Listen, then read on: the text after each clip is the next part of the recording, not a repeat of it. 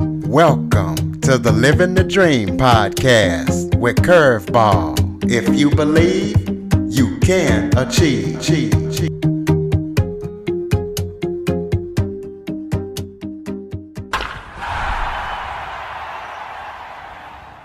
Hello and welcome to another episode of Living the Dream with Curveball.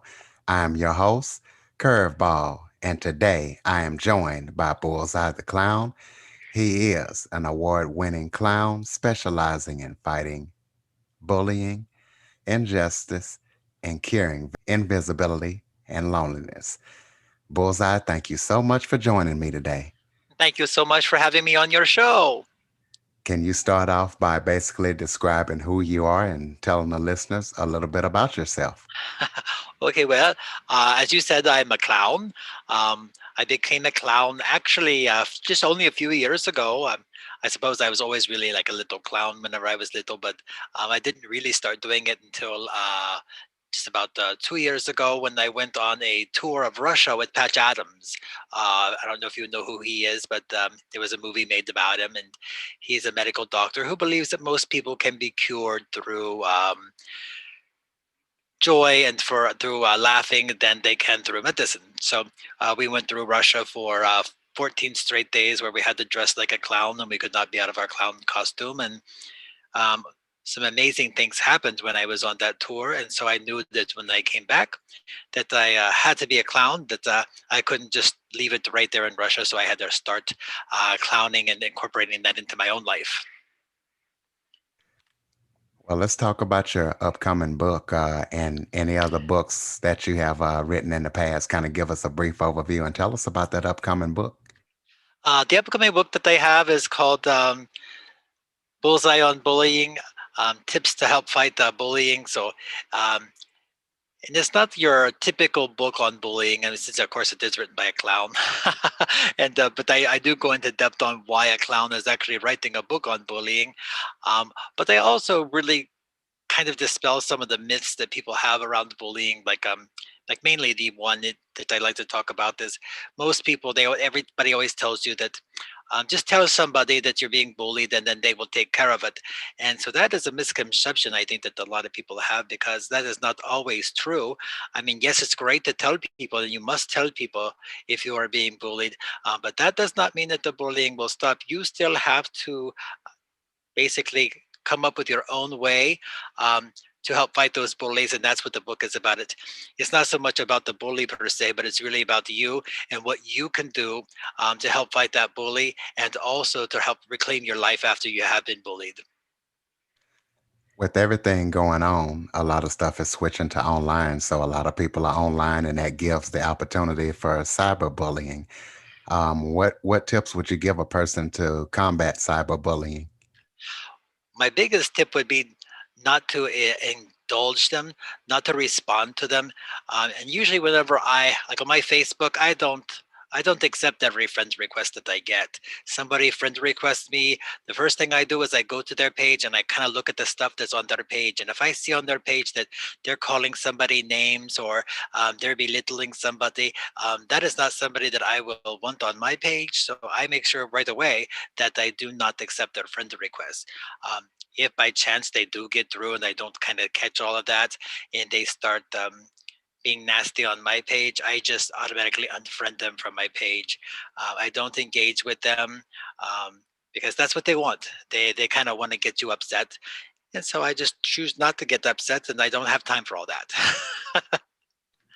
Yeah, because after all, you're a very busy clown. What is the reason that people get targeted by bullies? Why do bullies pick certain people to target? I think the main reason that most bullies pick people is they feel that they can overpower them in some way. So maybe they think that, oh, you're poor and I have money, so I have the right to bully you. That's one.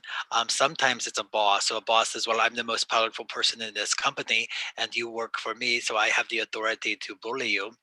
And one thing that I never knew, and what really changed my whole life when it came to bullying, was the fact that um, although there are people who are powerful, whether they're stronger than you physically or whether they're more powerful than you because they've got the money and prestige, um, they might have power, but the one thing they do not have is the authority. They don't have authority to bully you unless you give it to them, and by and sometimes by not acknowledging it or by ignoring it. Sometimes you're just kind of condoning their actions, and you're saying that it is okay for them to bully you. So, and I didn't learn that really until I don't know a few years ago. So quite a few years, I kind of gave my authority away to bullies, and that's kind of what this book that I'm working on is all about. It's really about how do you reclaim that authority after you have given it away to a bully, and how do you take that back? Name something that gets Bullseye the Clown really fired up. You kind of mentioned it in your opening, actually, and that is injustice. And as you can see, you just turn on your television set or you turn on the news and you see that injustice is happening everywhere. And that really just gets me fired up and gets me on point because nothing upsets me more than seeing anybody being either whether it's bullied in the media, whether it's bullied out on the street, whether it's brutality or fighting, or that just kind of fires me up. Um, so, and I try to hold my tongue online, but that doesn't always happen when I when I see that. So if I see a video or or I'm following something on court TV, I feel like I have to say something. What advice would you give people who want to make a difference in the world? What would you tell them to do to go about that? The one thing that has changed my life, and that is just doing nice things for other people. I mean, there's always going to be people who are mean to you and who treat you bad. And the moment somebody is mean to you and treats you bad, the first thing you should do is you should go out and you should do something nice for somebody else. Because when you're doing something nice for somebody else, you don't have time to dwell on the fact that somebody was mean to you. That's why when I was in Russia uh, and I was traveling with Patch Adams, I still harbored a lot of this bullied stuff. I was bullied as a kid, and I was bullied as an adult, and so I kind of harbored all of that stuff. But for 14 straight days, my job was to. We went into children's hospitals and orphanages and hospices for the elderly, and we didn't have time to worry about all of those bad things that had happened to us. My main job was to make sure that anybody I came into contact with, I was providing a positive influence to. And so I think that that really is the key, whether it's something as simple as saying hello to a homeless person, because they seem to be like the most invisible group of people that I would see on a daily basis. Most people just walk by them, pretend like they're not there. The first thing you can do is just be nice to them, say hello. I mean, you don't have to give them a dollar if you don't have a dollar, but at least be nice and acknowledge them. Sometimes that's really all they need. Hold the door open for somebody. I mean, there are many really nice things that you can do for people, and all of that does come back to you. Name one thing that people can do today that can make them a little bit more happier. Like I just said, it was be nice to somebody else, because that's the main. That's kind of what my whole life is about, is just doing nice things for other people without having to be asked to do them.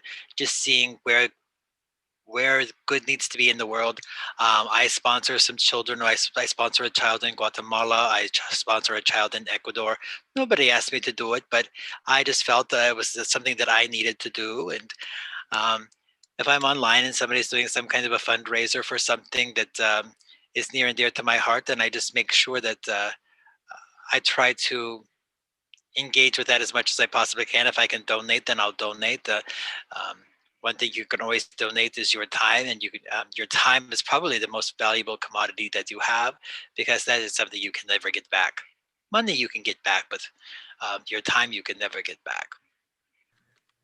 What makes someone like you a bullying expert? Because I was bullied, I've worked my whole life. I was bullied my whole life, and I figured ways to get out of it.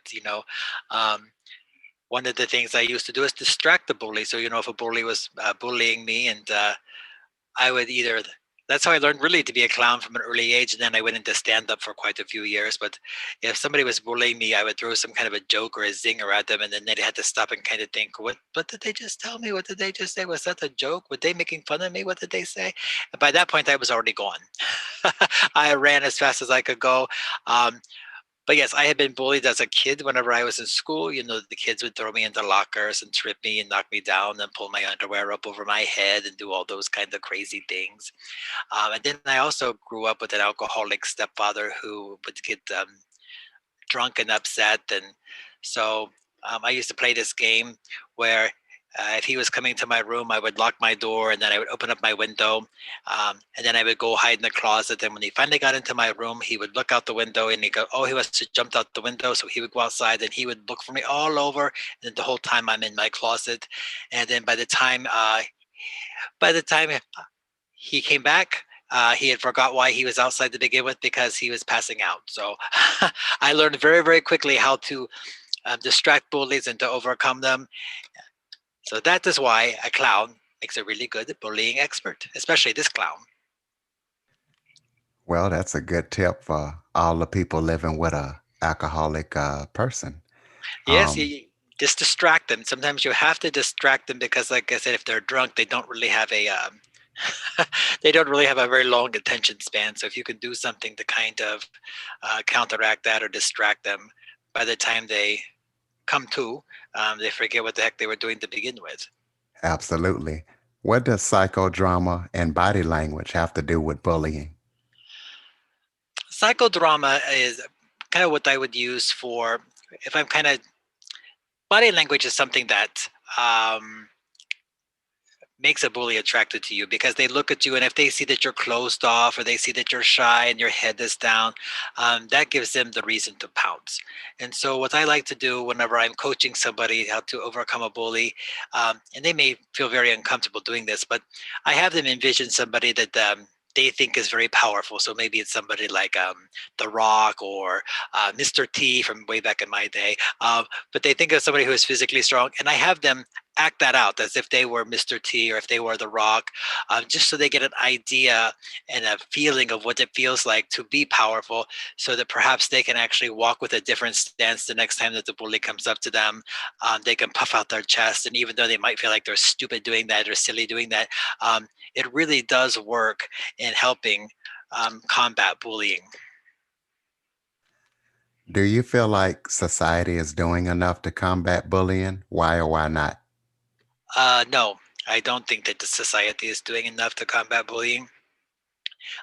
And I think that it gets lost somewhere along the way, especially like in school.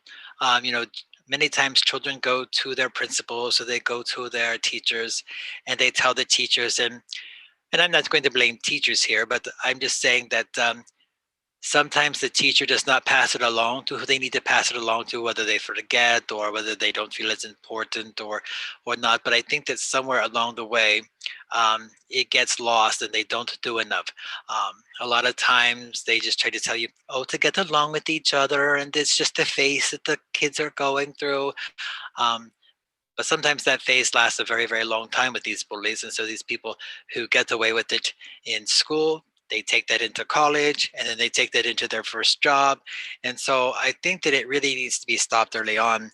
And I don't think that as a whole, we're doing enough to combat that. I know I was doing some research in some other countries. And in some other countries, I mean, they will actually fine you, even if you're a child. I mean, even if you're in school and you uh, are bullying someone, they will either fine you or they will fine your parents to make you stop bullying. So, but I don't think that our country has really gotten to that point yet. And so, no, I don't think that we're getting there, but we have some work to do. Absolutely. Other than your upcoming book, talk about any projects that you're working on, any upcoming speaking engagements, any podcasts, and anything that people can follow to check you out. Well, the main thing that I do right now is I also have a YouTube show, and the YouTube show is called Bullseye on Bullying. So we do tackle bullying on that show as well. I probably have done, I don't know, maybe 15 episodes or so, and I will probably do a show today since I'm already in my outfit and I'm already dressed up and ready to go. Um, and right now, I don't have 100 subscribers, so I can't just say go to youtube.com/bullseye the clown because you have to have 100 subscribers. So go to Bullseye, go to YouTube and just type in Bullseye the Clown, and you will find me there. And subscribe to my channel because once I get 100, then I can make a unique URL, and it's easier to find. Absolutely. And tell us when that book is coming out. Give us some other contact information, maybe some social media information. Tell us when that book is coming out Uh, and where we can purchase it. the book is coming out hopefully right before Christmas. It'll be out before Christmas, and you will be able to get it on Amazon.com, or you can get it right directly from my website, bullseyetheclown.com. You can find me on Twitter. Just do a search for Bullseye the Clown. And also, you can find me on Facebook, and also Bullseye the Clown, Twitter, Bullseye the Clown, Instagram, Bullseye the Clown. So I'm everywhere. Absolutely, as well as a clown should be. Ladies and gentlemen, Bullseye the Clown. Bullseye, thank you so much for joining me today. Thank you so much. For more information on the Living the Dream podcast, visit www.djcurveball.com. Until next time, stay focused on living the dream.